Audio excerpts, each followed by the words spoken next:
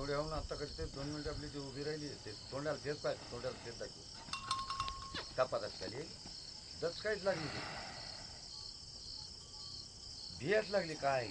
मानमागच चरायला लागली पुढं जायची कपाटात कपाई गे रे मागे हिरा ए वरतीला